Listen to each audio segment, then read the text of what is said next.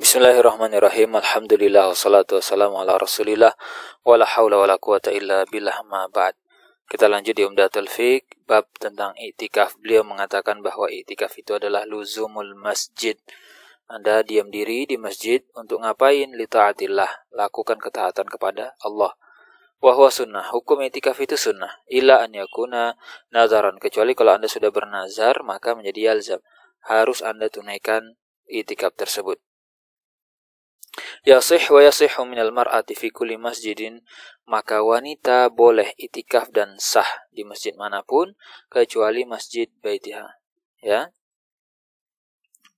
agar masjid baitiha, selain masjid yang berada di rumah dia. La yasih minar rajul illa fi masjid tuqam fihi al-jamaah.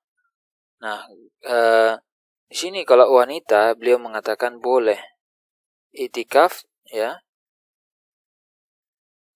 dimanapun gitu loh, dimanapun artinya mungkin di musola atau masjid yang kecil gitu kan. Kalau untuk yang rojul, laki-laki, nggak sah itikaf itu kecuali fi masjid tuqam fihil jamaah, di masjid yang memang di situ didirikan sholat jamaah. Itikaf wa i'tikafu fi masjid tuqam fihi al-jum'ah afdal. Nah, terus di masjid yang di situ dilakukan sholat Jumat itu lebih afdal, lebih utama bagi laki-laki.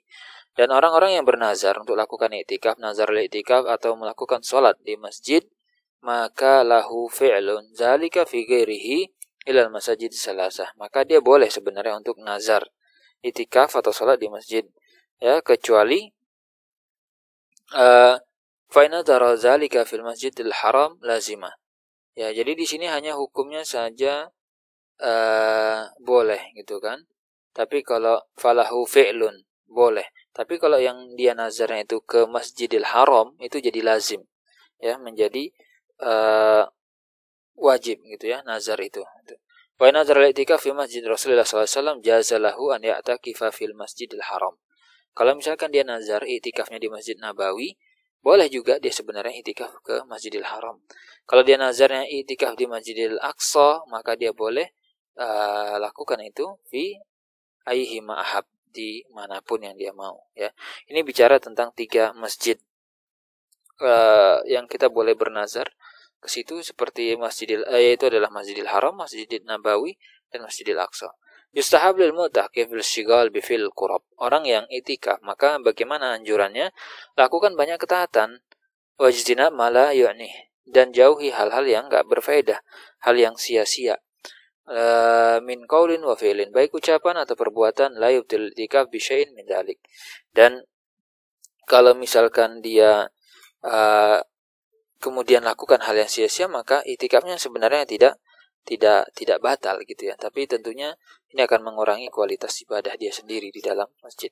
La yakhruj minal masjid illa lima la budda lahu min. Kalau dia sudah niat i'tikaf, sebenarnya dia tidak dianjurkan atau tidak boleh keluar dari masjid kecuali memang ada urusan yang harus dia tunaikan.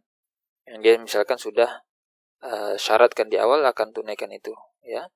Kecuali ilahnya syaritat la yubashir imra'ah. Alhamdulillah, ya. Kecuali dia tadi sudah mempersyaratkan bahwa saya nanti akan keluar untuk ini dan itu. Nah, cuman catatannya tetap ya, orang yang i'tikaf itu nggak boleh untuk berhubungan badan dengan istri.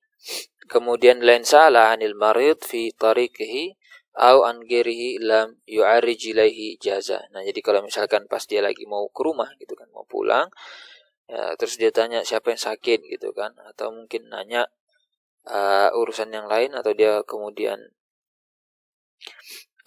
pingin tahu kabar tetangganya tapi dia nggak berkunjung gitu ya, hanya sekedar tanya kabar, itu boleh, nggak masalah, kata beliau seperti itu.